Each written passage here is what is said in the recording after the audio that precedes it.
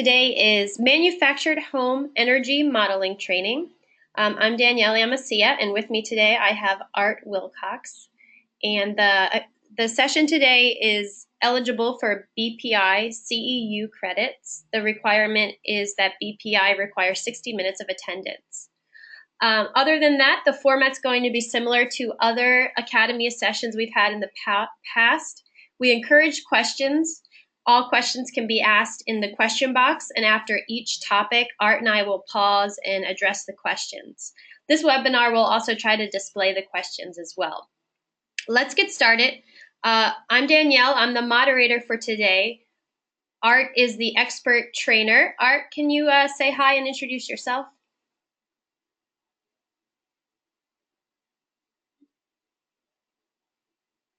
Art, are you muted? I think you're muted, so if you are trying to talk, sorry. Hi, I'm Art Wilcox. I've worked in the network for quite a while in Massachusetts and have done some technical work since then. And at Hancock now, I'm responsible for the technical side of the energy audit tools. Great. You can see displayed on the screen the agenda for today. As part of the getting started, it's going to be a background about energy modeling for manufactured homes in WAP Online and Heat. And then as we dive into the details, we're going to do the overall job setup, and then we'll go into the mechanical systems, the envelope, base load, and other health and safety measures. Art, for the getting started part, can you give us a recent update about manufactured homes and Hancock? Yeah, currently we finally last week early we finished up with the generic review of the audit tool by SMS for DOE, and so that passed. So at this point, for any state that is submitting a WPN to use the audit tool, they simply have to make that request to DOE.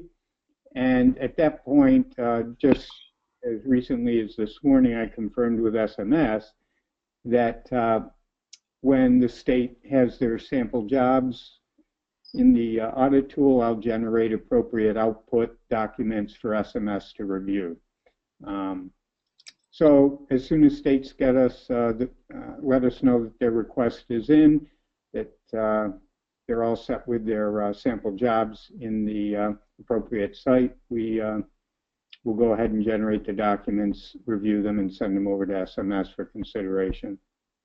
Great, and if everyone here today is a current user of Hancock, so if you have a question of where your state is in the actual DOE approval process, just send us a note and we can direct you to the right resource.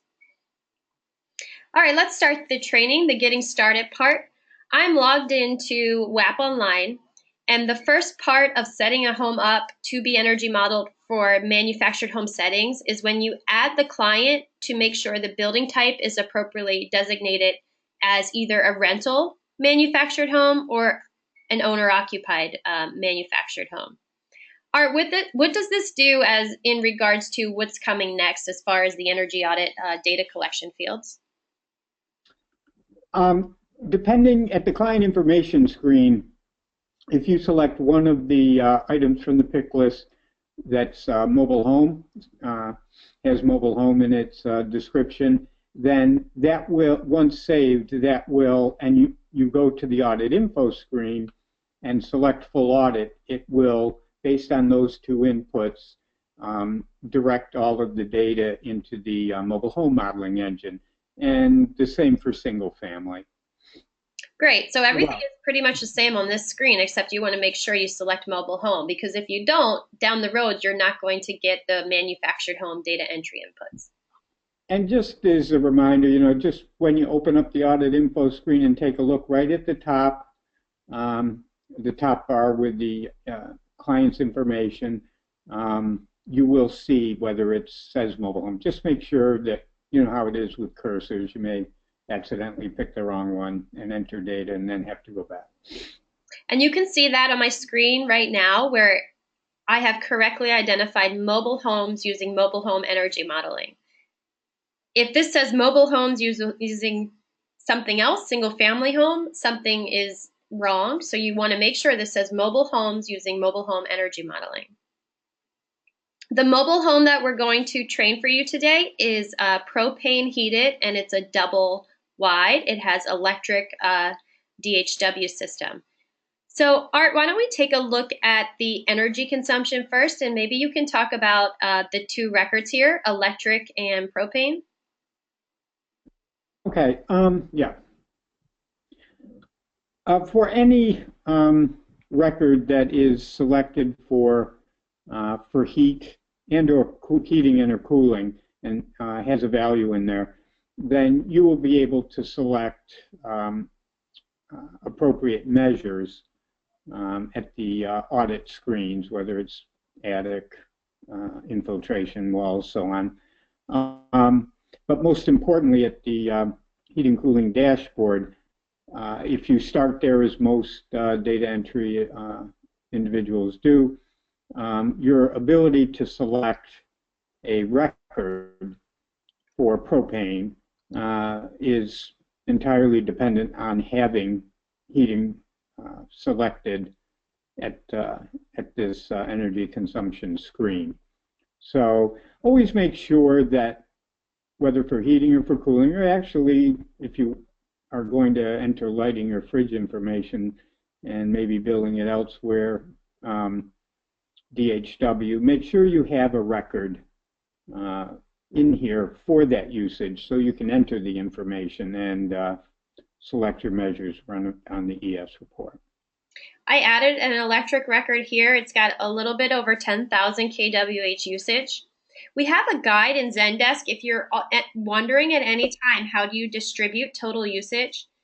In our help desk, you can just search for energy consumption here, and we list each region, each climate zone, and suggested distribution of energy usage. So I chose today like a climate where all of the attendees are kind of in the middle of, so I chose Pennsylvania. You can just Google a climate zone map if you needed to refer to a map, but then you can see in a climate zone. So like if we're in Pennsylvania, we might either be in climate zone 4 or 5. So you can check this and say about 17% of the total usage goes to, for example, domestic hot water heater. So in this record, we're going to have to distribute the 10,000 kWh across electric DHW and across the baseload. So you can just check the next box and save, and then it'll distribute for you. Okay, let's move on to getting started and actually entering the energy modeling and data entry for the manufactured home. When we go here, we have the option to download to heat or to stay on WAP Online. So you go to the audit information screen, and Art pointed out already that when you select full house audit, that sets the energy modeling data inputs to what it says at the top of the screen, mobile home using mobile home modeling. After you have the audit type at full house and you have the house type as manufactured home, then you're ready to start modeling. The other things I'd like to point out on this screen are the weather locations. All of our manufactured home modeling supports TMY3 weather. Art, can you discuss a little bit about TMY3 weather data? Yeah, it's a little more mature or robust than the older TMY2, obviously with more weather stations per state, and actually the information that comes across with those weather tables is more extensive. But for the audit tool, for the most part, that's pretty much the same. You just will have more appropriate weather stations to be able to select from. Okay. The next thing that's going to change is housing type. You're only going to have mobile home options. You're not going to see single family home options. The current housing type in this demo site I'm using are double wide, single wide, and those housing with additions, and then just a generic mobile home with post foundation. Now, Art, with the addition, could this support actually a mobile home with a kind of single family setup addition? Could you, for the double wide? Yeah, I mean, it would be really unimportant. We may want to put a couple more in there, but if you have anything with an addition, just select the single wide. It will not impact your ability to pick appropriate framing options later on for the mobile home belly. Okay, and the other addition you may see in basement type is either choosing crawl space or skirted crawl space. Everything else remains the same. I'd like Art to ask you, what's the effect of, I know the year built is like a SHPO requirement perhaps for DOE, but what else is the effect for the fields here, such as number of bedrooms? The number of bedrooms is a small piece to the building ventilation requirements. So that entire ASHRAE 62 calculation gives the system the option to select the larger impacting parameter value, the number of bedrooms or the number of occupants, in this case, the number of family members. So it's simply going to adjust the calculation based on the more aggressive requirement. Okay, and you can see from the screen in the house dimensions, I have entered a double wide. The single wide portion is 58 by 14, and then the second portion is 48 by 14. What you want to note here is I entered both as floor 1 because they're both on the first floor of the structure. Art, anything else before we move on? Yeah, I just hope they're not on the third story of the mobile home. A note in heat, and I know a lot of people are using heat. At this point, if it's scheduled and assigned to me, I can download it to my iPad. When I download it to my iPad for manufactured homes, the first thing I check is I tap Client Info, Edit, and I make sure that the primary heating source is appropriately tagged. So in this one, it's tagged as natural gas, but it's actually propane.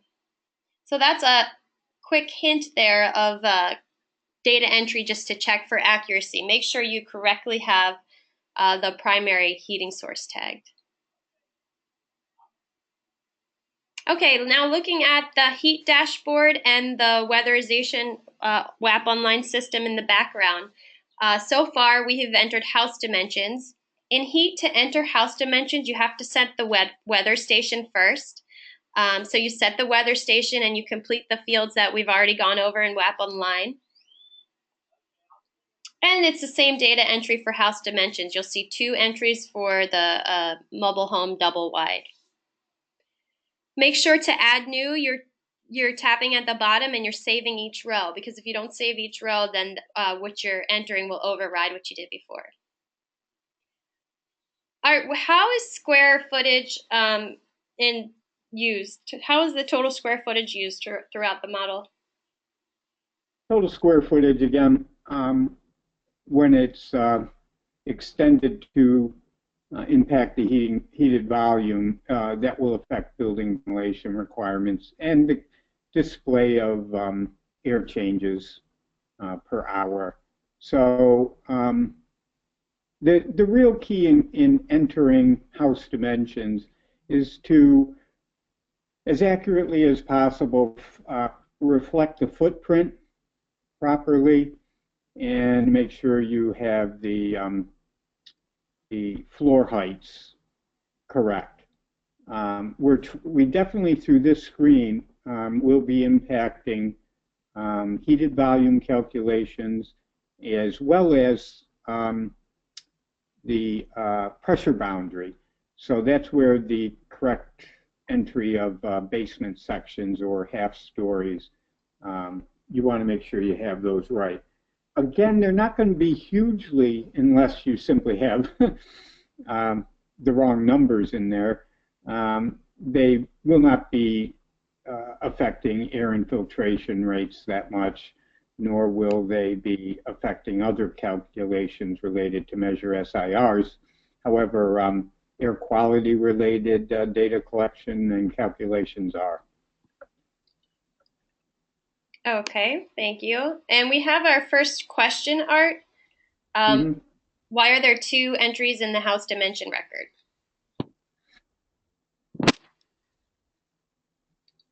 Can you show, why am I not seeing? Show me that page, because I'm not entirely sure what the two entries are. Can you just show me that screen?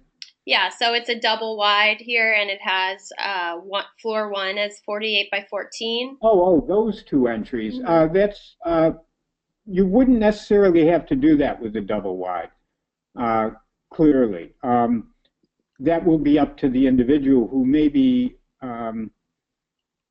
just wanting to have the detail down there for some reason, that maybe the bellies are significantly different and might want to note that later on for which square footage is. But a lot of double wides will be simply entered with a, in this case, you could put it in by summing up the 2 and having a single record. So it would, go ahead.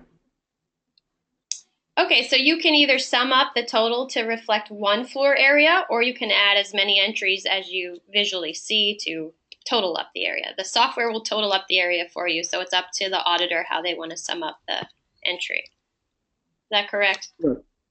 Yeah, and Danielle, just in terms of data entry, in almost all cases, if it's a double wide, the length is going to be the same. At least I have rarely, if ever, seen it vary. Mm-hmm. No major deal here, though. Okay. Let's move on to the actual energy audit. We're going to start with the mechanical system, so we're going to start with the heating and cooling. This house is propane heated with forced hot air unit. It's about a 5-ton unit. And what we are going to do is we want to do a clean and tune on it. So Art, can you take us through when I add the existing heating system to identify those conditions? Is anything different on this and what's happening on this screen? Actually, all of this will be the same for entering your basic heating system and cooling system. The distribution screen is where the changes will occur. Art, in some cases, some of the software asks for nameplate efficiency. I'm not hearing you very well. Am I breaking up? It just went a little quiet for a moment. Go ahead. You're Okay. fine. Can you discuss the difference with nameplate efficiency and efficiency, and which one of these is used in the energy model? What's going to be, a number of individuals wanted to have the nameplate efficiency available in the system. The steady state will be the efficiency that's entered, and in either case, the AFUE, the adjusted annual, is what's going to be used by the modeling tool. Okay, so the AFUE here, which is the adjusted annual, is used in the energy modeling tool. So after we add the existing heating system, if we are replacing it, we would check that removed box right there. So in heat, if you're on heat and you go to the dashboard, you would check removed for the existing. In WAP Online, the checkbox is the same. In this case, we're clean and tuning, so we're not replacing, so we're not going to check that. Instead, we're going to add the distribution. So Art, when I bring up the distribution system, can you begin to talk about the changes I should expect to see here for manufactured homes? Okay, go ahead.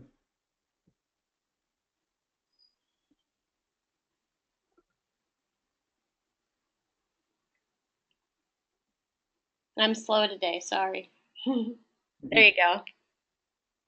Okay, so let's just put in the system type so we can move ahead to see the develop screen. Okay, the real key thing here is it's defaulting to mobile home for pressure pan duct testing, which means the entry of duct detailed testing records will use an algorithm to calculate the pre and post efficiencies of that distribution system. Now, you can always, and I'm sure some states will continue to use the BPI approach used in the single family, their table or matrix, to get at the overall system efficiency.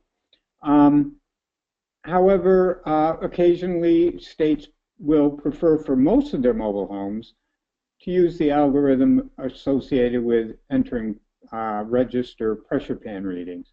The problem can be, and this is where I'm doing a little more research to see if I can come up with a quote unquote acceptable lower limiting condition, because as you know, if the ductwork is severely leaky with catastrophic leaks at the register, at the end of the main run, wherever,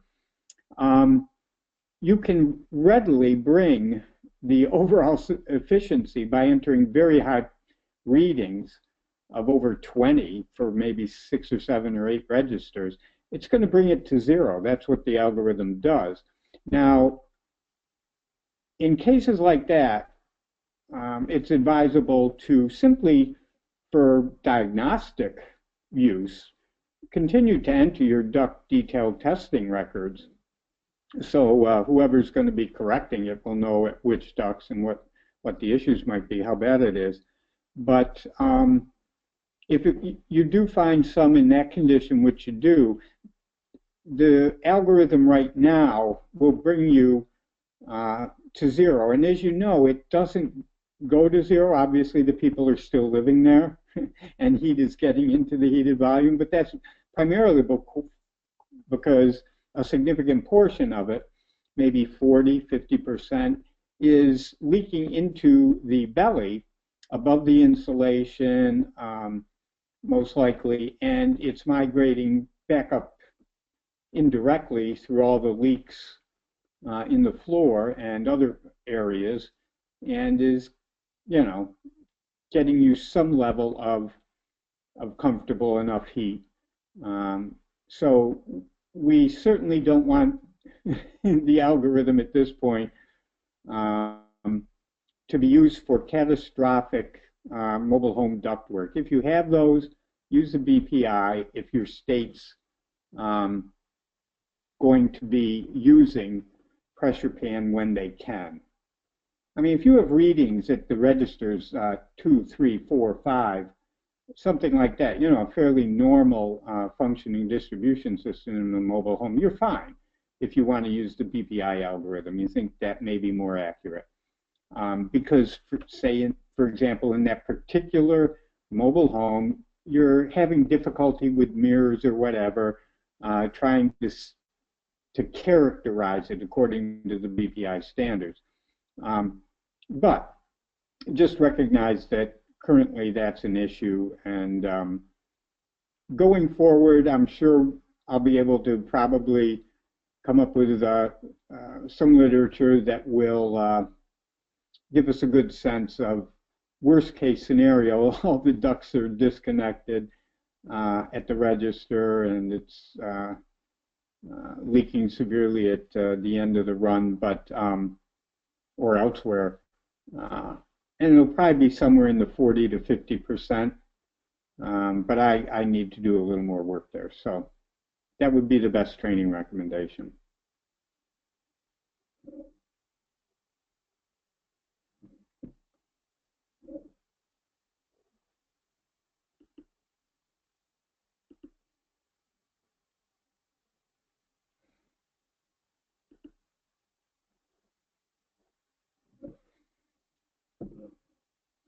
Did we answer that second question when we answered the first from Ian about the floor heights entered impact the ash rate calculation. Again, all that it affects is the heated volume. Okay, no, we didn't. So the question is, do the floor heights entered here impact the ash rate calculation?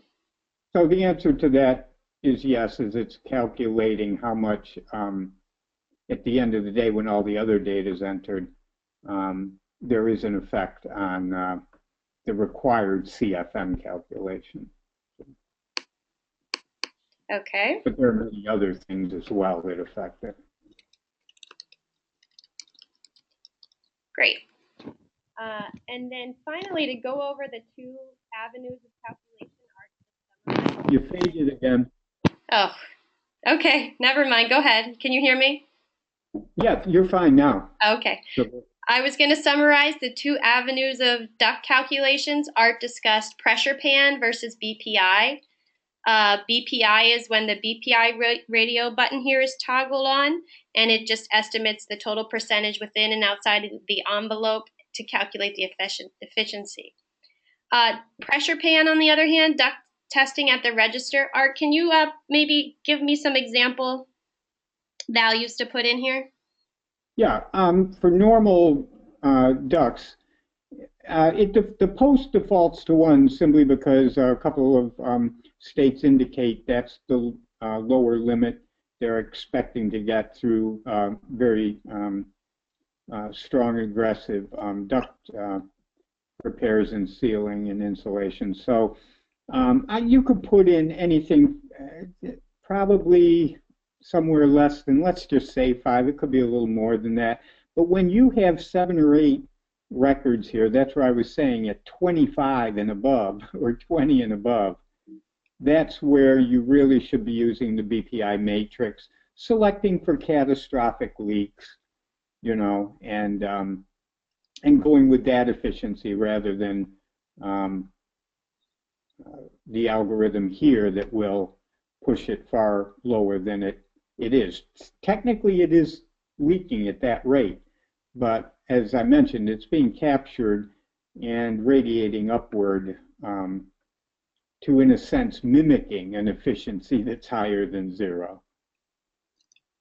Great. Are these reasonable data entry inputs that I'm entering? Well, I wouldn't say 1 and 1, maybe 2s and 3s, or for occasionally more. Yeah. And I know some states will not be putting in return registers. They'll just be doing the supply because they simply remove and cover with appropriate materials the return because they don't feel it's necessary. What kind of measures are typical for the ductwork? Are there typical ductwork measures for the manufactured home?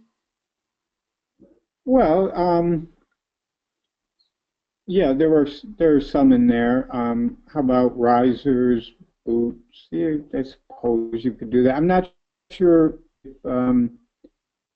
if this site. I know Vermont has some specific ones. Okay, so we'll do duct seal the registers and the boots. Yeah, that's okay. They may have a different price for a mobile home with a slightly different name. That looks like maybe a health and safety one, though, doesn't it? Oh, it's not energy savings. I'm not sure. I haven't used their. Maybe it is. There's incidental repairs as well. So yeah, go ahead. That should be all right. Okay, and then here, what is important is to assign that distribution system to the heating or the cooling systems here. Right.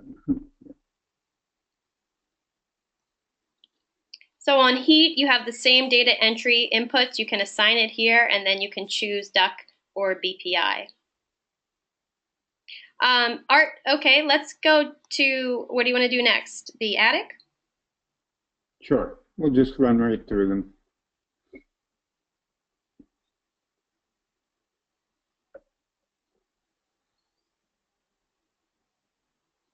Okay, so it looks like in this house we have a gable roof.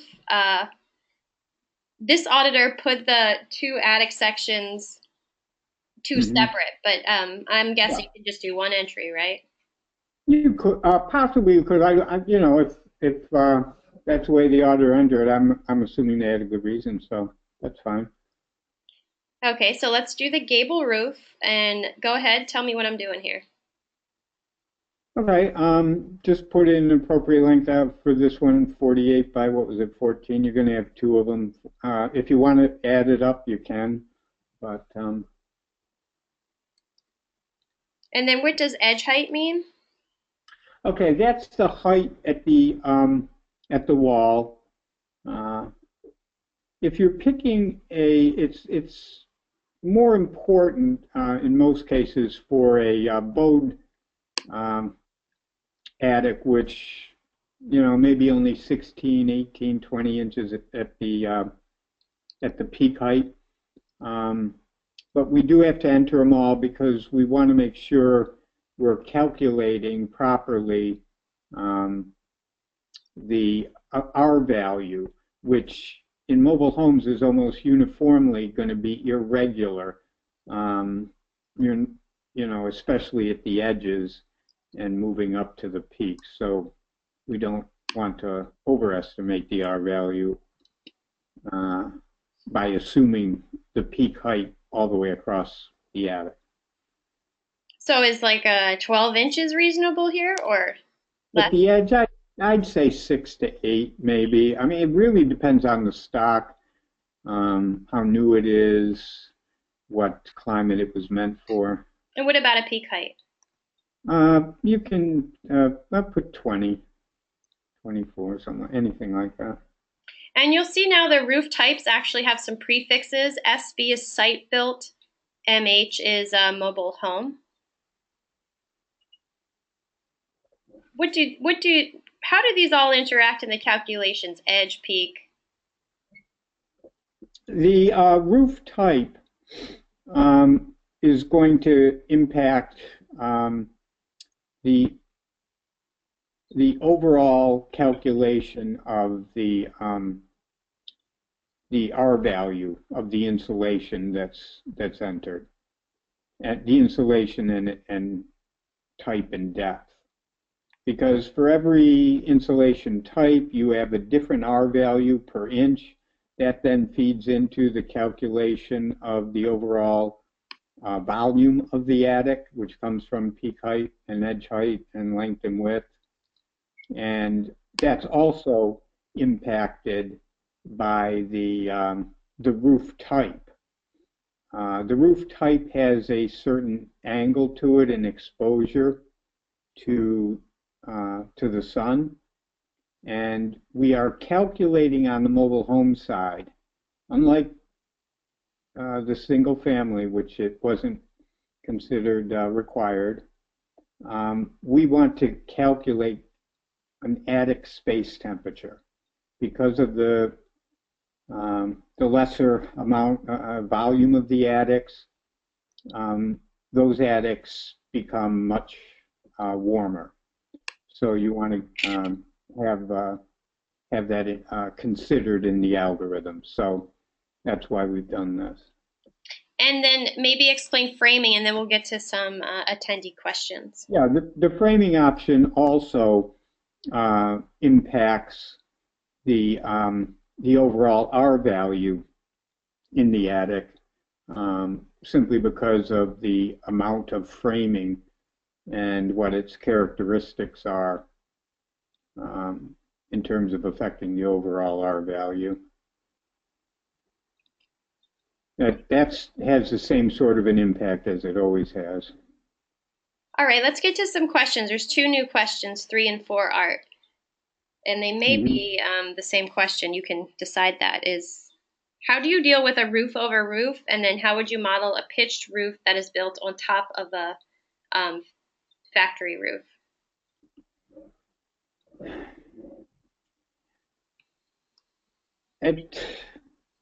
At this point,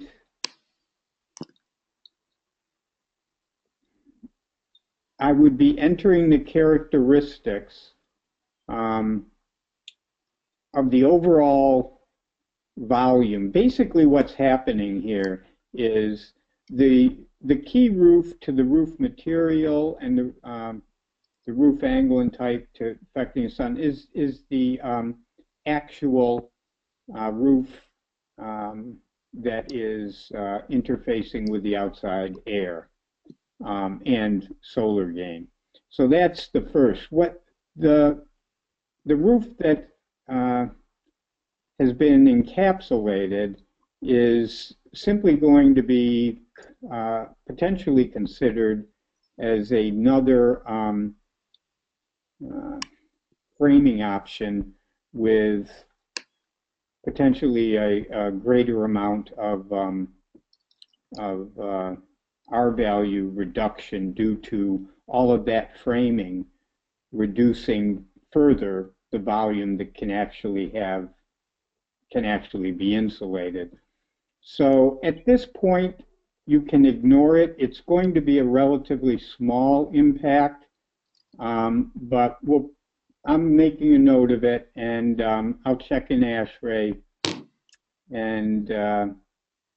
and see what we may want to do to have a particular framing option for this, maybe one or two, that will definitely reduce the R value in the attic by the framing option, the framing impact of that wood, assuming it's wood.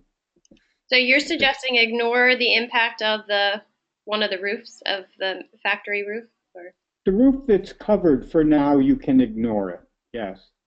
But we will be adding in the near future a framing option because by having that roof occupy part of the attic volume, then you're going to have an issue with, we don't want to exaggerate the R value of what's being put in there because it's, some of that space is R5, 6, 7 versus R something else, maybe an R20 or more, for maybe a small percent of the attic, so it's not critical right now. What is the edge, height, and peak in? That's meant as inches. We often don't use basically a double quotation mark as representative of inches because of its effect on coding, I believe, and such in language. So IN simply means we want the peak height in inches, not feet. We want to be a little more granular there. So inches at the highest point and then at the edge. Yeah. Yeah. Versus the edge. Great. All right. We could, I suppose, change that to inches. Make it even clearer. All right. I think we're good for this. And would you do attic insulation? That's typical in the... Should I add some attic insulation in this part? Yeah, sure, why not? And what is a typical R value? Well, I think you may have, I'm trying to see, you can put in the, go up to dense, well, not dense pack. There should be, well, maybe you can try a dense pack. I didn't see exactly what you have.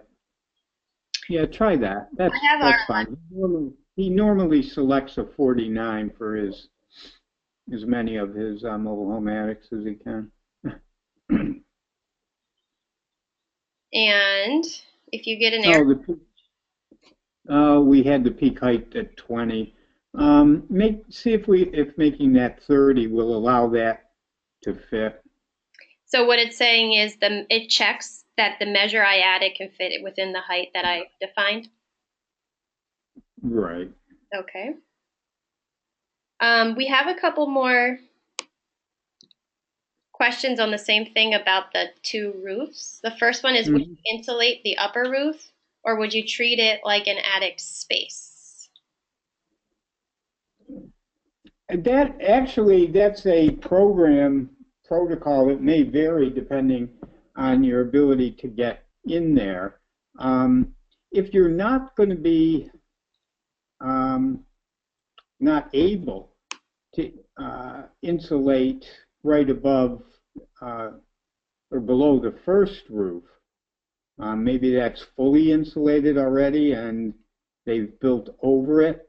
I mean, I think there can be circumstances where you may be able to just insulate both, depending on how it's framed off, all at once. You may do one or both separately or the other. In any case, I would assume that, let's say you have an attic with a really low bowed roof and it's full of insulation and they built over it. And maybe it's only an R11 or maybe an older R12 below the first roof.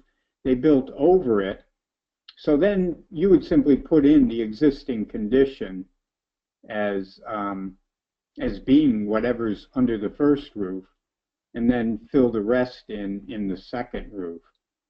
So the first roof that is insulated underneath it just is subsumed in the existing condition. And you're defining the attic as what's above that. Again, it's a good reason to have us put in a couple, and I'll work with a couple, with a number of people, probably within the group that's here, to get the various types of conditions so we can properly enter some things. Because we want to make sure in any double roof situation, we don't leave out a protocol for dealing with a particular type. So we may end up putting in a couple, 3 of them anyway, to allow you to properly characterize the existing condition and pick an appropriate measure for the part of the quote-unquote double attic that exists. There is another question, and that is, what do you do about the vapor barrier you are covering over? Again, that's got to be a program protocol, not for me to make a comment on. That's really up to your state's protocol and how they deal with it in their geographic and climate area. So that's, I mean, I would certainly have some opinions, but I think that's really something the state is probably should have identified in its installation manual. Am I wrong?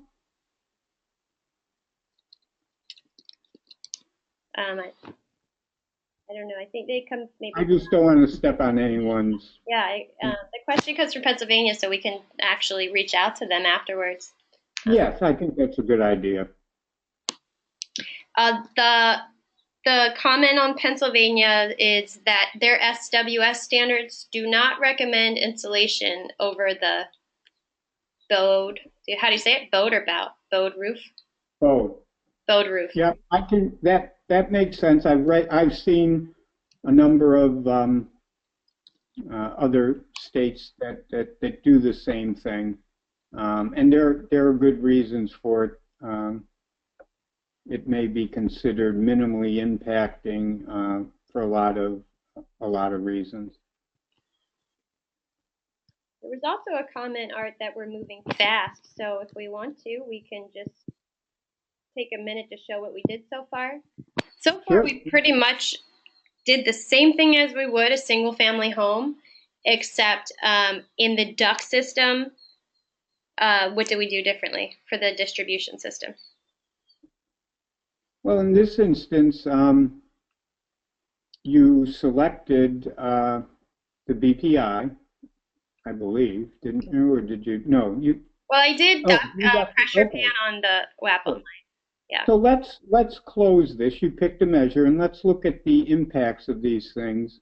Also, keep in mind that the duct framing option that you pick will affect, to some degree, both the BPI and the duct testing efficiency results. It modifies them because of the issue that leakages above insulation and leakages within the framing inside the joists. In those conditions, you have less efficiency loss. But based on the entries you made, this is very reasonable numbers for what you entered on the PPAN side. And your measure gained you a decent amount of savings for sure.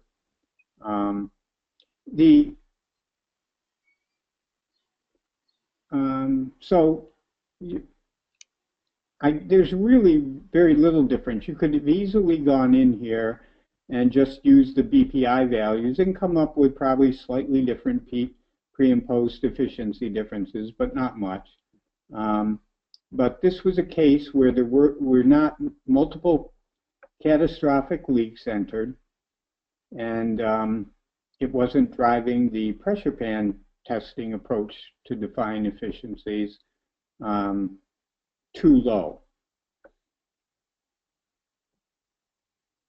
And then separately in attic, the additional things we did beyond a single family site built is now the roof type affects the calculations, the roof material affects the calculations, and then you have to define the edge height and the peak height. Yeah, and again, the reasons are we're dealing with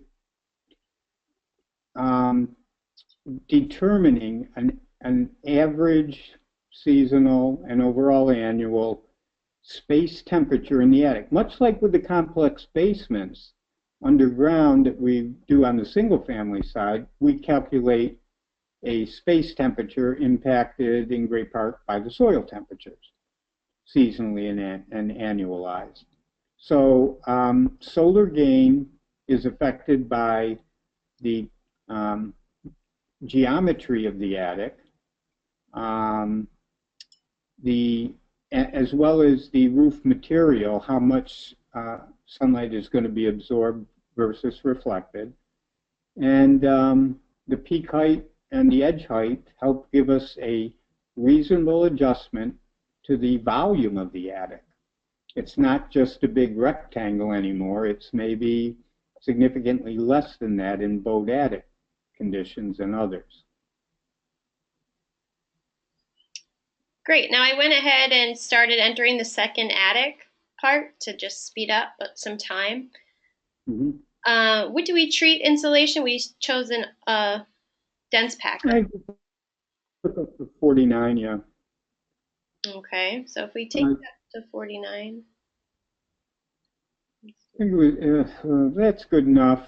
Well, yeah, put in two different ones. It might be interesting just to show a variance. But more than likely, they would have picked the dense pack for R49. Okay, so after the attic, then let's go to the walls.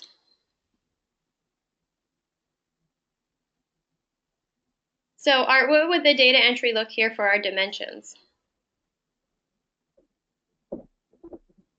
Well, again, these are going to be very similar entries, except you have different framing options to pick from.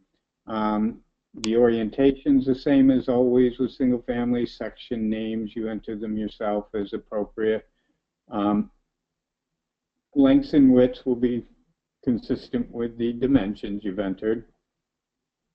So I can do the 58? Right, 58.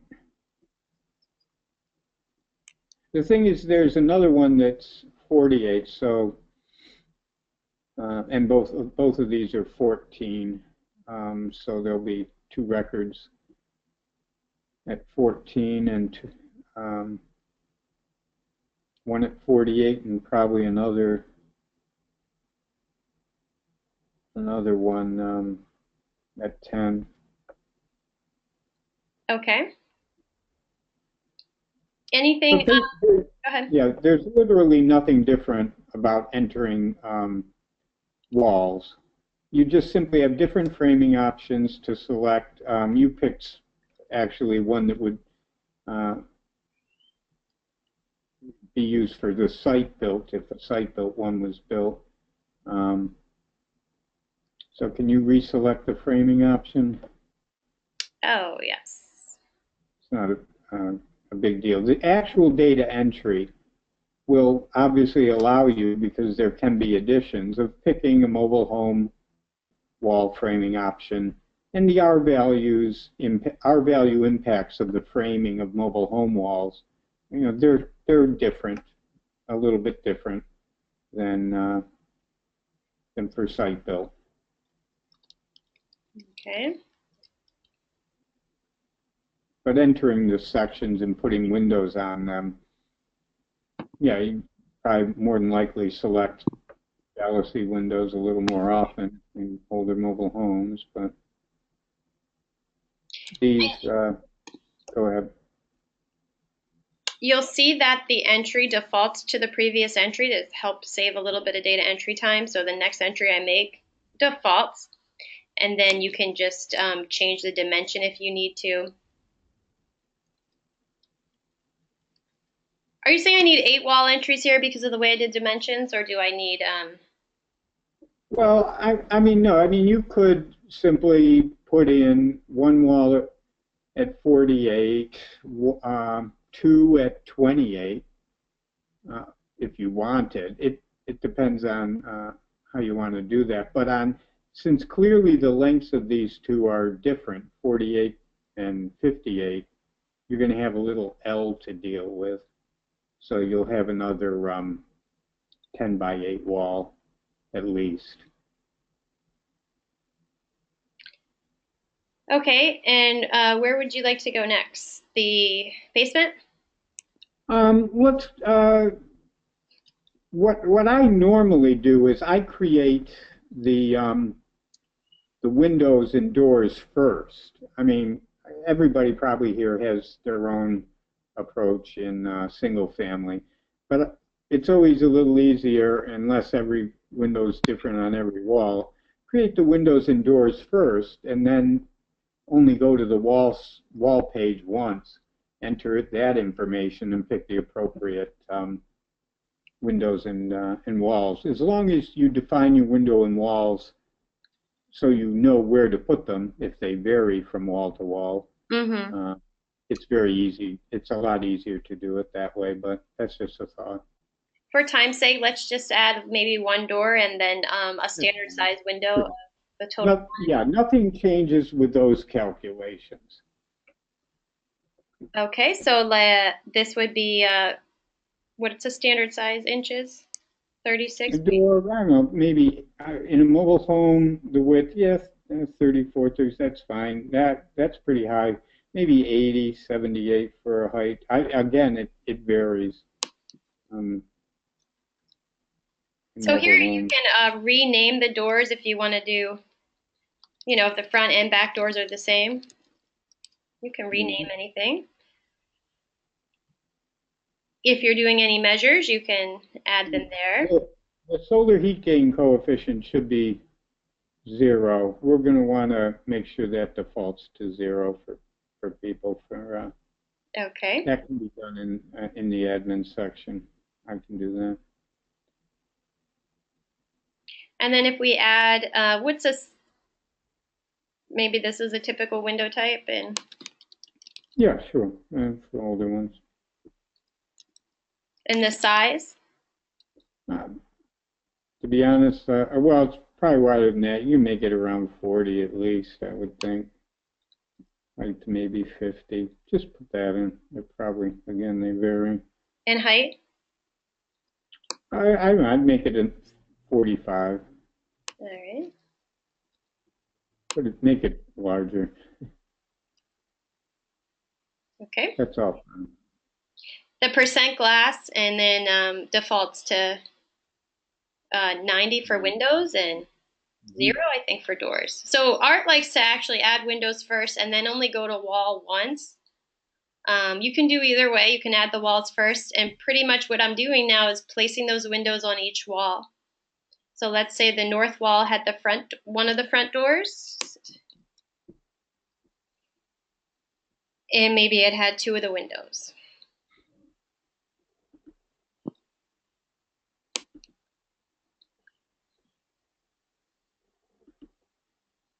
What does it do, Art, when you place, like, what will the calculations do? What's the energy model do when you place the windows on the wall? It declines the total surface area of the quote-unquote wall, and now part of that surface area is going to be constrained by the R values, the U values of the windows and doors. So the more windows you have on a wall, technically for that entire surface area, the lower the overall R value is. Yeah. And then let's put our last window on the east-facing wall. So this is exactly like single-family homes, except you have to make sure to select the manufactured home framing type. Yeah. The reason actually that the single-family site built shows is, Art, because of additions? Yeah, building, having additions that you have to deal with. It's not uncommon, so as with MIA, you're able to select for site-built additions to mobile homes. Okay. Let's go to the belly.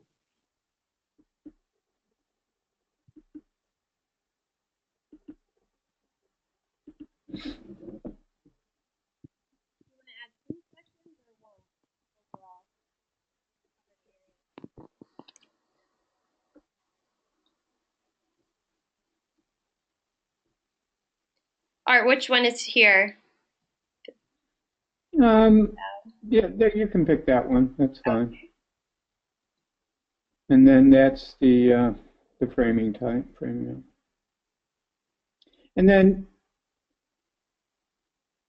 similar to, we need to get appropriate volumes as well as framing impacts in bellies. So we have the deepest and the shallowest belly cavity.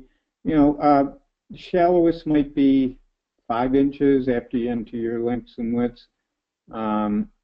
Deepest, you could say, is 30. I don't know. It might be less than that, 25, 30. Again, those things can vary. If you, all right. Okay, and then available measures. What are typical measures that you would expect to do? You should have some decent insulation ones in there. I thought I saw dense pack cellulose. Yeah, I put in a 19. Pick a 19 maybe, or it's on top of an 11, so it really depends on where in the country you are. It's going to be cost effective. 68 cents one. Nice. And then the lower door test? Yeah, that's all staying the same. So the ASHRAE calculator is a 2013 calculator, and it's built in right here on this tab. It has, if it's something where it can't calculate, it tells you why. So here you have to enter a target CFM for a pretest, I think, for it to calculate here. So I'm going to put the CFM at 50 at 3,000. Whoa. That's what it came up to be. Yeah. That's well, I guess that was a big one, a big mobile home. So I forgot how large it was. And then you can run the calculator. The calculator runs automatically, and then you add the existing ventilation into it. Art, you want to explain these fields a little bit? Well, if you've used, is it read that a lot of people have used RED? We've tried working with specific states to get not a mirror image exactly, because data is entered at different points here than in the specific calculator. But we wanted these readings to come quite close. So if anyone has any questions that something's missing from what they've historically done here, basically we just put in the records for kitchen and baths and fans. And the only thing that's really different here, I think, is that you may define a record as new. And if it's new, the system is going to assume that that there will be a measure selected,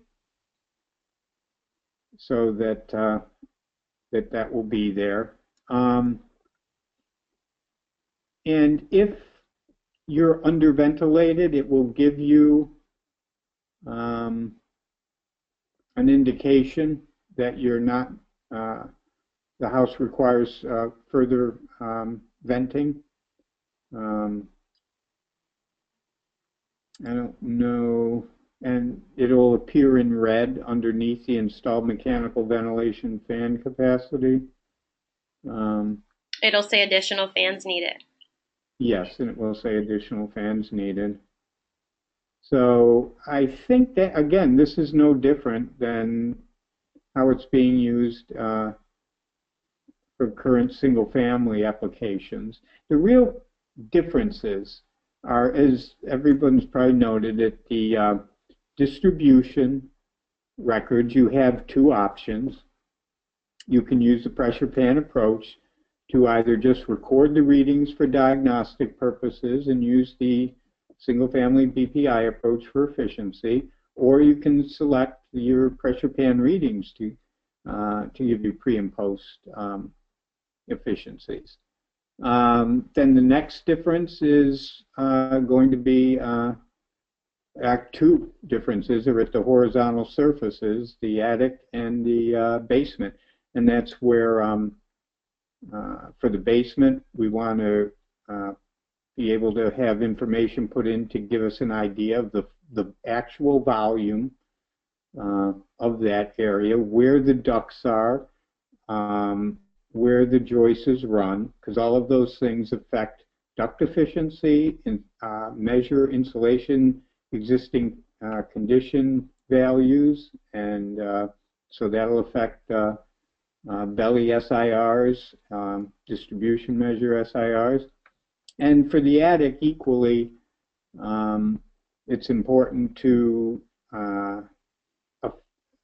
do a calculation on what the real average space temperature is. Can you assume that the attic is close or very close on an annual basis to the outside air temperature? Well, as you know, in single family, the smaller the attic area is, it gets warmer and warmer.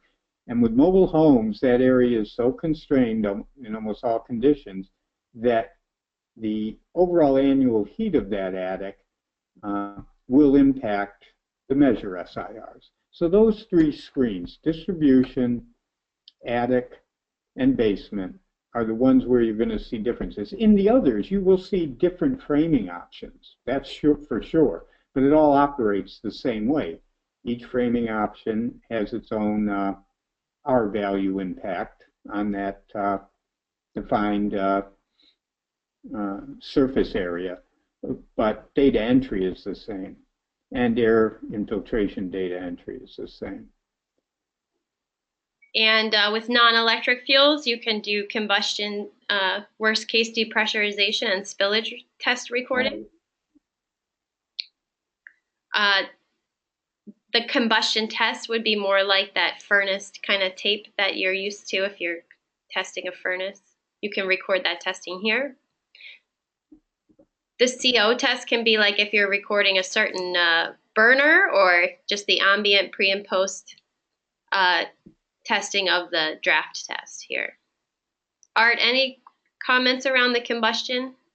No. Okay. Other measures is where you find a lot of health and safety and ancillary repair measures. health and safety, Art, is that included in the Measure SIR calculation? Health and safety is not in the system now. Incidental repairs can be now associated with sections, and they'll only impact that measure. But of course, by impacting a measure, it has an impact on the overall SIR as well. But for DOE purposes, I'm sure state by state people are now associating incidental repairs, not just in the other measure screen. I mean, for incidental repairs that have a global impact, an electrical repair, for example, yeah, that's going to spread. That would go under other measure screen because it's going to affect the overall job, not just the wall or the attic SIR. But if it's a repair that you do in the attic, a repair that you do on a specific wall, that incidental repair, from DOE's perspective, I think, is it should be assigned to that specific wall and initially decline the R value or the SIR of that wall if a measure is done, and therefore indirectly still affect the overall job SIR. And what about baseload? Is there anything you want to point out? No, that's just the same. This, baseload's pretty straightforward for lighting and fridges, just looking for annual kWh values before and after, and that's where the SIR comes from. Certainly with fridges, you have some things you can put in. The simplest is based on your metering or potentially, if not metering, just directly entering it. Then you have your initial annual kWh, and based on the model and the information put in that measures record, you'll get a post maybe in the 300s, 400, around 400 if it's not too big a fridge. And kWh is a pretty simple calculation. Hot water, if you are just selecting hot water measures, then it does its calculation off a estimate from the Energy Information Agency for a particular family size. It assumes a certain amount of consumption, and whatever the measure savings is, percent savings, it'll decline that usage by that percent. If you put in a tank record and go from there, then your precondition is going to be defined by the specifics of the information for this this particular home. What kind of a tank, the size of it, the temperature setting, and based on the weather station selected, the system uses the soil temperature to come up with a water inlet temperature. So, you know, the further north you go, the lower that temperature is going to be. And that may be more, that if you are going to enter it that way, it's probably the better way to do it.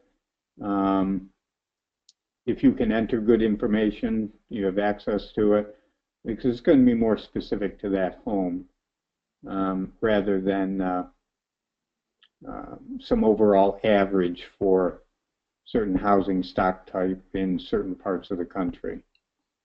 Again, not a dramatic variance, more than likely, but. Finally, let's run the energy savings. And there is a question, is health and safety work usually outside of the SIR calculation? It's totally outside. It does not impact. So if we scroll down, you have your energy saving measures. Do we have any? I guess we didn't enter any health and safety. But the health and safety measures are separately categorized, and it'll be clear on this screen if there are any selected. And they will not, health and safety measures will not impact a job SIR. That's why when the state, I believe, has their measure list reviewed, there can always be a little back and forth between DOE and the states as to, is this particular repair measure health and safety or not? Because under certain circumstances, a specific action in a home can have health and safety effects, and another maybe not. So there's always a subset of the repair measures that, should it be an incidental, should it be in health and safety? And the key is, incidentals affect job SIR and potentially section SIRs, excuse me. However, no health and safety affect either the job or the section measure SIRs. Okay, and we have a few more questions about the SIR, so go ahead if you want to just read what appears in here. Some appliance replacement. And number 9 too. Oh, if you are not doing a combustion test on the seal unit, what numbers do you put in? Yeah, a sealed unit. I'm kind of assuming we're talking about a condensing unit, more than likely direct vented type of setup. But in any case, you're going to need to go, I think, with two things. Experience and nameplate, and looking at the actual consumption. Sometimes a very new, and I'm sure you look at, in some cases, if there's an outside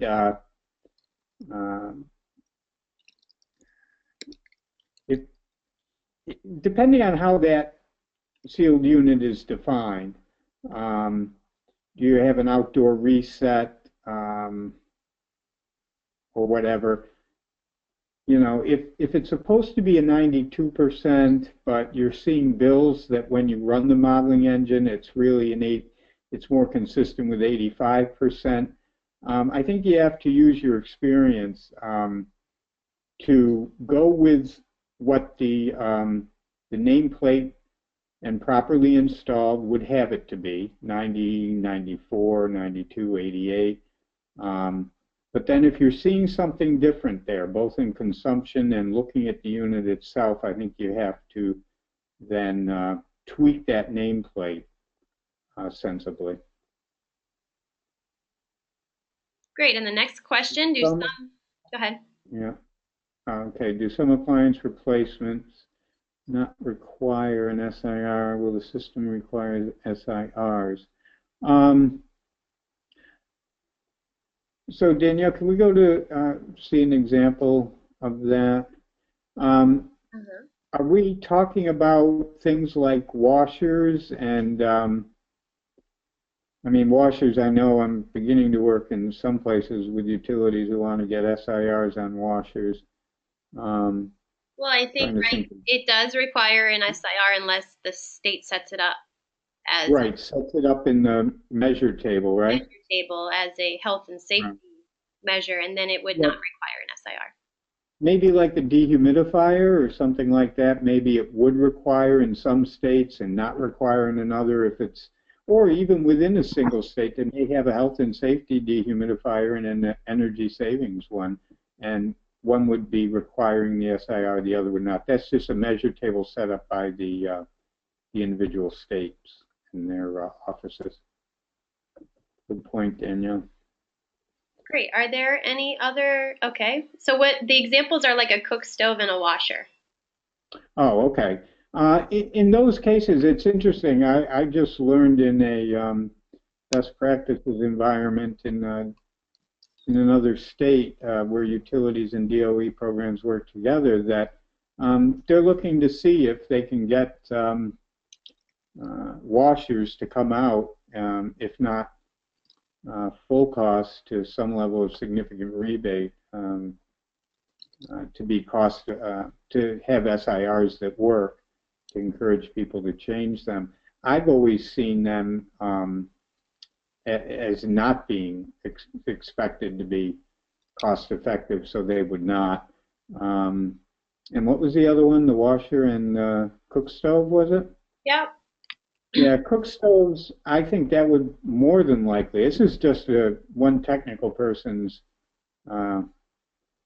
thought and not fully up to where people may be in California or Texas or whatever, but I would see that more than likely to be health and safety, because to pay for the full cost on these low-income programs is it's hard to get them to be fully cost effective unless you can't turn the gas stove off.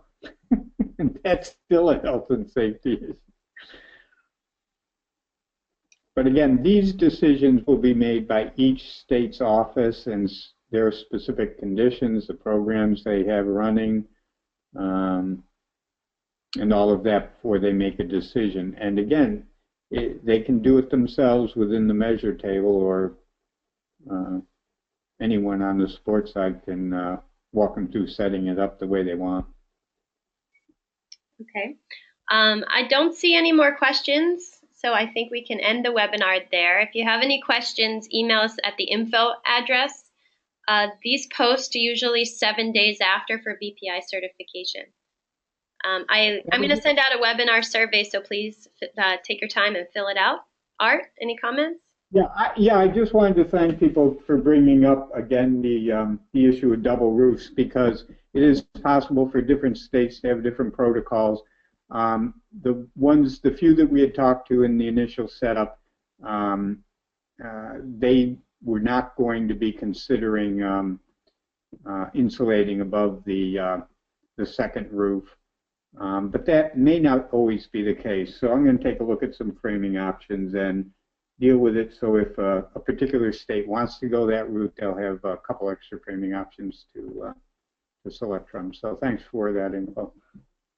All right, thank you, everybody. Enjoy the rest of your day. I'll post the recording and send it out to you later today or tomorrow. Bye.